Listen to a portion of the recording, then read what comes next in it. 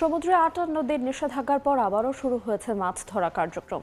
জেলার পাইকারি বাজারগুলোতে আসতে শুরু করেছে রূপালী ইলিশ সহ সামুদ্রিক নানা প্রজাতির মাছ। এ বিষয়ে বিস্তারিত জানাতে পটুয়াখালী হেতালিয়া বাঁধ ঘাট থেকে যুক্ত হচ্ছেন রিপোর্টার মনির হোসেন বাদল। সরাসরি চলে যাব তার কাছে। বাদল,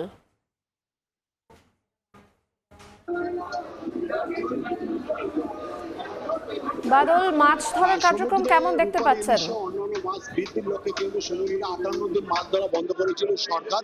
আর এই যে 58 দিন যে বন্ধ থাকার পরে কিন্তু 11ই জুন থেকে কিন্তু আবার সমুদ্রে মাছ ধরতে নেমেছে জেলেরা।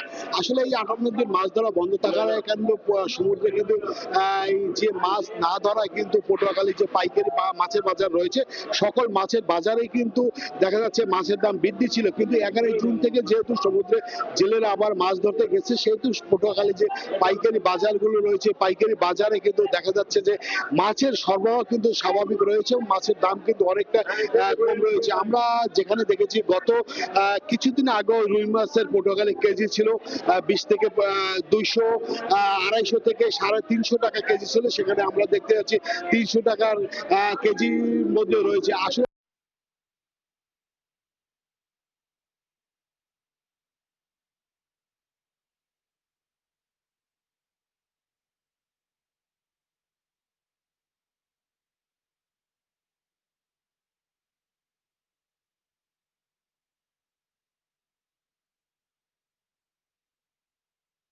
দেখছি 500 টাকার মধ্যে বিক্রি হচ্ছে। আমরা বলতে পারি যে এই আগামীতে মাছ ধরার যে আবার শুরু হয়েছে 11 জুন থেকে, সেহেতু কিন্তু সমুদ্রের জেলেরা মাছ ধরতে গেছে। অনেক জেলে আবার অনেক জেলে কিন্তু মাছ ধরতে ফিরে এসেছে, যার কারণে কিন্তু সমুদ্রে কিন্তু সকল ধরনের মাছ আমদানি বেশি থাকায় কিন্তু পটুয়াখালী পাইকারি বাজারগুলোতে কিন্তু মাছের দাম কিন্তু অনেকটা কমে গেছে।